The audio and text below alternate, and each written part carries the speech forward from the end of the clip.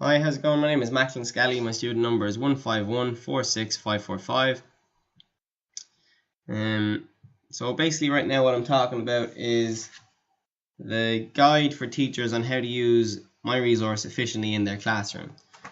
So basically I've provided two different things here. Well, three, because I've provided a final model. So the first thing I've given is a blank student booklet. As you can see, it's blank, there's nothing filled in. This is something that will be handed out to the students and they work from. And I've also given, as well as a typed teacher guide, I've given a completed student booklet to go along with, so that the teacher will be able to look through and see what an example of the portfolio would be and how it would benefit the students and all the learning they're able to do. I've also given an example of the model that students will be creating. Now, I've made this model out of waste MDF. As you can see, there's holes from screws. There was no need for it to be brand new material. I've made this from waste MDF and just some off cuts of 6mm birch ply. Now, as I was trying to use material, technically material might not be exactly to scale, but all our measurements, such as the height of our risers or the depth of our threads, are exactly to scale to fit our little model here, which is the brief for students. So if we come back down to here, I'm going to go through the completed student booklet so that the teacher will be able to understand exactly what the students could do and how that'll benefit their learning. So before I do that, I'm just going to talk a little bit about about my pedagogy behind this. So I recommend that this project be taught with a constructivist learning method in mind. So that means to allow the students to experiment and create their own meaning for things. Basically, if you want them to know what a step is, get them to research it and figure it out for themselves, rather than just turn around and say a step is the combination of a thread and a riser. Because that's something that might just go over their head and they'll have no experience gotten from that. It's not a concrete experience where they're able to even make the thread and the riser in the model. That could take away from it by not allowing them to build the model. So constructivist learning theory means let them experiment and develop their own meaning for words and terms. So yeah, I've already gone through what I supplied. So the task that the students are given, and it's given down here, is that the students are going to be creating a model to scale to fit our little wooden man here. And it's up to the students from then to find out the scale of that man, or the scale of the model, and then to figure out how we're going to scale all our dimensions down to fit that. While the students are going through this, they're obviously going to be developing their literacy, because there's going to be a couple of different calculations that some are related to woodwork, and then such as getting averages and finding scales are not directly related to the syllabus. However, literacy and numeracy is all part of teaching now in every field, so this is a really good real life way to bring it in, and then they might be able to use it at some other point in their life. So with regards to literacy, they're going to be learning lots of new terms such as stringers, risers, winders, goings, balustrade, balusters. All these different things are going to come up through the completion of this portfolio. Okay, so it also develops an awful lot of other things in students, such as develops their group work skills, their problem solving skills. So group work, that's where they're going to be working in pairs to build the actual model. Now they are going to create a portfolio individually, but the model will be worked at in pairs, and that actually lends itself really nicely to peer assessment and peer teaching. So say if one student marks out one stringer, the other one marks out the other, they can then assess them against each other and see if they're both right, who's wrong, what's wrong. And then if one student realizes, oh, that you've been holding your tri-square wrong, you haven't had a flush up against the edge or marking out, that's a moment where peer teaching can come into it, and that just experience can give the teacher in that case a boost of confidence, but it can also help the other student realize, oh, okay, so that's just something simple. They're just pointing it out. I can fix that, no problem.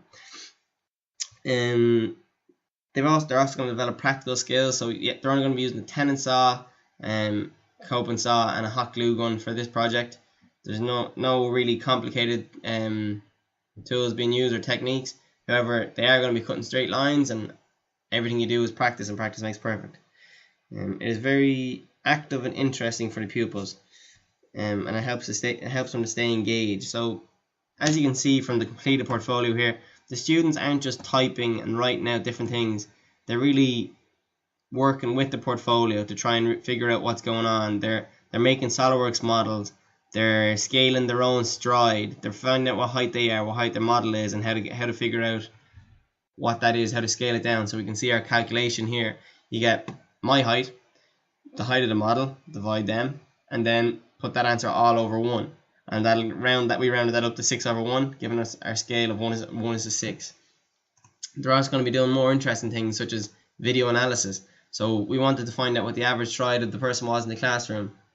Yes, we could have used this stride here that's given in the book between 550 and 700, but once again, that's not constructivist learning. That's kind of rote learning and just taking the assumption and saying, okay, that's what it is. Instead, we decided that each pair would take a video of them walking along, and we'd all put that together and get an average stride from the classroom. Yep. So see here, they're walking along, and they've got marked out on the ground there from 0 to 2,000 millimeters, with sections all marked off of 500 mil as they're going along, and that allows them to analyze the video afterwards and make an estimation of their average stride. Okay, so pupils are going to develop many other skills throughout this, not just practical skills, problem solving, and other things.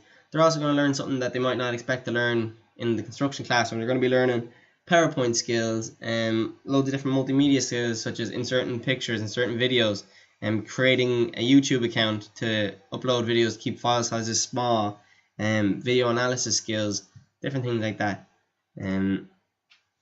So now that I've talked about what they're going to be learning, I'm going to just run through how you might go about teaching this portfolio to students. So as we said before, the portfolio given to the students is actually blank. There's very little given to the students. So up until slide 5, research, the students are very much guided through it. They're told what needs to be done, what needs to go into each section. So we need to have a sketch of a staircase in there. And then they're told they need to get a cutting list. They need to research. But how can you get a cutting list when you don't know the measurements? They'll have to go down, research first, and then go back and get their measurements. So as educators, we should see ourselves as facilitators rather than suppliers or just people that are given the answers. So with that in mind, we've given the students this calculation, this formula. And from that, they should be able to reflect on their school experience and think, okay, this is a form of algebra. We have, say, 2 x's, and we have our answers. And from that, what do we do? It's up to the students then to figure out what's going on. But as a facilitator, this calculation has kind of guided them in the right direction and given them that push they're going to need. So back then to our completed portfolio, we can see how the students actually reacted to that. They said, okay, what are we going to do? We will find the average stride, so they have to find their own average stride, even though that's there. We'll find the average stride down to that of the model and develop the staircase from there. So they have to find their own average stride, they have to be able to scale that down to suit the model, and that'll give us a scaled version, and then from there we'll get 2 times the risers plus the going, or 2 risers plus the going. So first off they got their average stride. Then they figured out how they were going to scale it down. So they got the height of you, height of him divided. And from that then, they got their average stride. They had their average stride, scale it down, divided by 6, get them 92. And just for handiness, we put it between 92 and 100 millimeters. From there then, they had to go and develop their SOLIDWORKS model. And their SOLIDWORKS model was basically for them to be able to create working drawings and get an understanding of what their model would look like when completed. These last few slides from 6 to 9 are very much, or from 6 to 8, sorry, are 3 slides researched but completed completely by the students. These are just 3 experiments that I thought of, but maybe the students might have thinking something different. They might think about an experiment why we use nosings on our threads. Although the book says it's for safety, they might do an experiment about what's the difference in having one and what happens if you have a nosing that's too big or too small. Is there a difference? It was up to the students. It was to their own decision to decide what they wanted to do for experimentation, but they did know they had to research, and you can see that here from slide 6 on the blank student portfolio. So with that in mind, the students went ahead then and completed the model. So as I said before, the model is made out of just waste material. The reason that this project is designed, or this problem-based task is designed to take over 2 periods, is the students should have a cutting list made before the start of the 2nd class. That allows the teacher to cut material, have it ready for them, so they can build the model so they can get cracking on the model straight away.